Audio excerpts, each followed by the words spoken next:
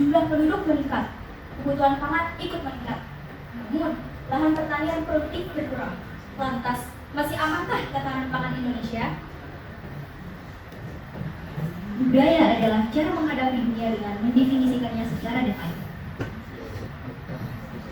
Maka dengan bangga, kami dari PKMSH ITNIM mempersembahkan penelitian kami yang mengkaji tentang ilmu titen kearifan lokal dalam kegiatan pertanian berdasarkan karakteristik wilayah di Kabupaten Kulon Progo. Assalamualaikum warahmatullahi wabarakatuh. Perkenalkan, kami dari program kreativitas mahasiswa bidang sosial riset humaniora yang diketuai oleh Mungken beranggotakan Alia, Putri, Biona, dan Sini yang dibimbing oleh Ibu Solihah serta Hidayati STMP. Saat ini, Indonesia masih mengalami banyak permasalahan. Ada 6,5% prevalensi kurang gizi, 31,8% prevalensi anak stunting, 17,7% presentasi anak kurus, 6,9% prevalensi obesitas, dan 0,72 indeks pembangunan manusia. Semua permasalahan itu, salah satu indikator permasalahannya adalah melemahnya ketahanan pangan. Hal ini dibuktikan juga oleh Global Food Security Index edisi 2022 yang menetapkan Indonesia menempati peringkat ke-63 dari 113 negara. Dengan kinerja terlemahnya ada di pilar keberlanjutan dan adaptasi. Untuk itu, dari permasalahan-permasalahan ini kami mencoba mengkaji dengan mengkolaborasikannya dengan budaya kearifan lokal, yaitu ilmu titen yang ada di Kabupaten Kulon Progo. Kemudian dari kolaborasi ini kami menghasilkan beberapa 5 poin latar belakang, yaitu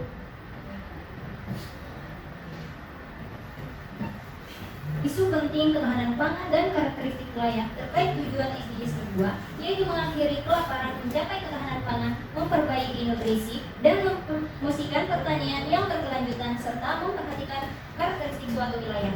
Oleh Lula 2021, wilayah Kulon Progo memiliki lahan pertanian yang berpetak-petak dan dibatasi dengan pematang atau galungan dan saluran untuk menahan atau menyalurkan air, biasanya ditanami padi sawah.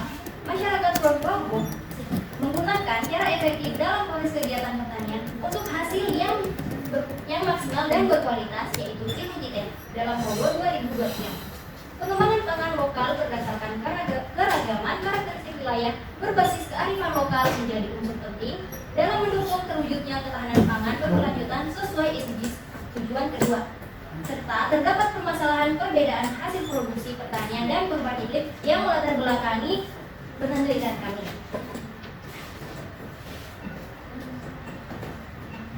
Riset ini bertujuan untuk mengetahui karakteristik penerapan ilmu titen dalam kegiatan pertanian berdasarkan karakteristik spasial kewilayahan.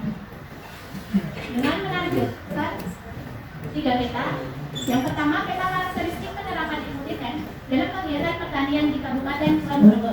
Yang kedua, peta karakteristik spasial kewilayahan kegiatan pertanian di Kabupaten Kulon Progo. Dan yang ketiga, peta penerapan ilmu titen berdasarkan karakteristik spasial.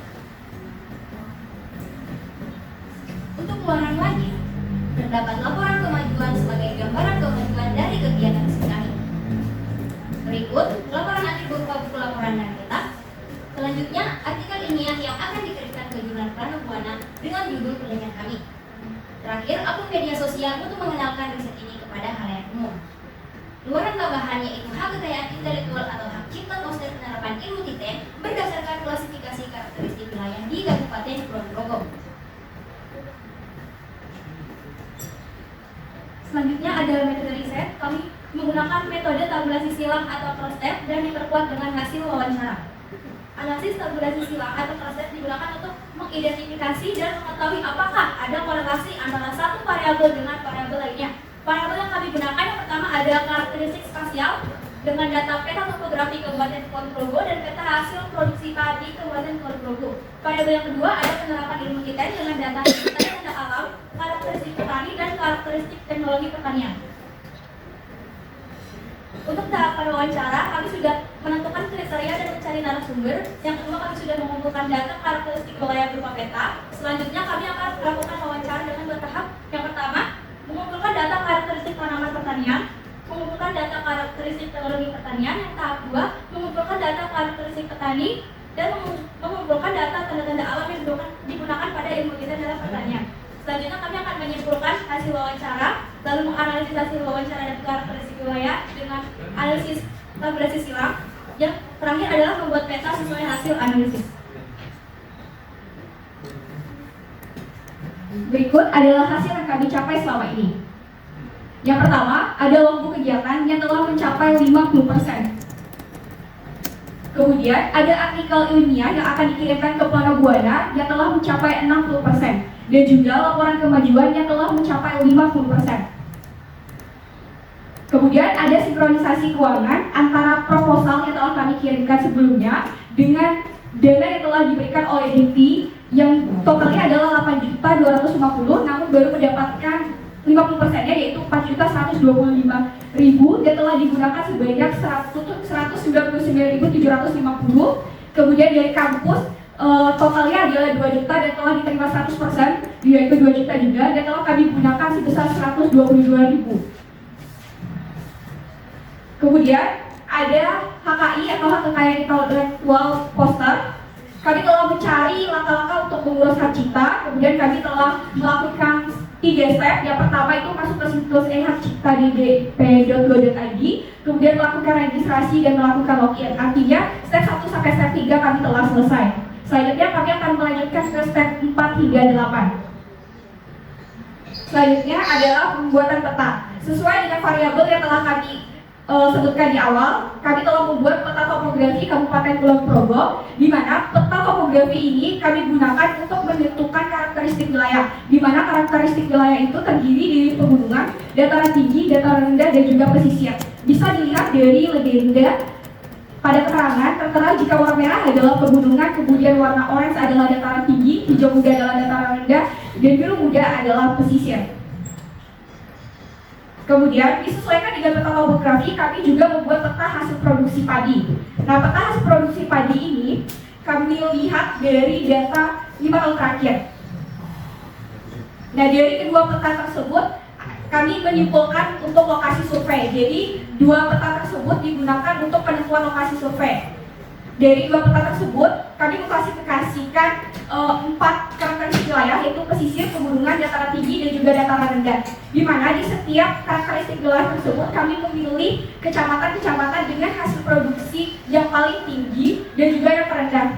Bisa dilihat dari tanda plus dan minus. Di mana di pesisir itu Kapadewan Tremor menjadi memiliki hasil produksi terbanyak, kemudian Wates terendah, di pegunungan Kalibawang tertinggi, Girimulyo terendah, dataran tinggi 6 bulan tertinggi, Pengasih terendah, dataran rendah Setolo paling tinggi, dan rendah paling rendah.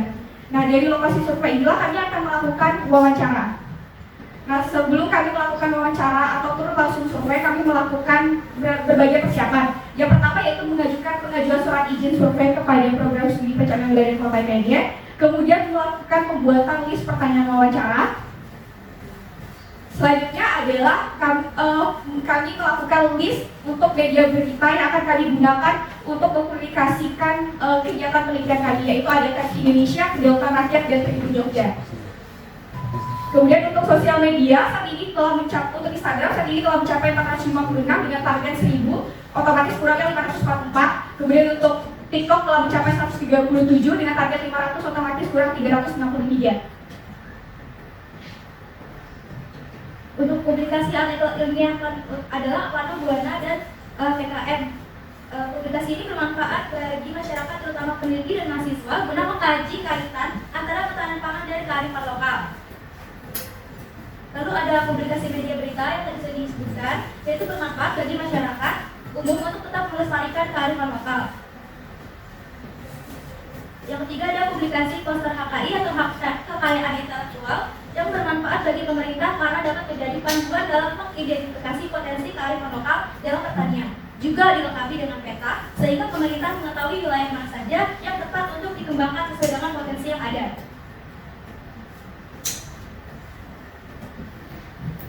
Rencana selanjutnya yaitu di bulan Agustus pada tanggal 12 sampai 15 Agustus. Nanti kita akan survei dan publikasi konten wajib dan reguler. Kemudian pada tanggal 16 sampai 21 Agustus kita akan menganalisis hasil dari survei yang telah hasil analisis kami yang telah kami kumpulkan sebelumnya. Kemudian konfirmasi media berita. Selanjutnya pada tanggal 22 sampai 30 Agustus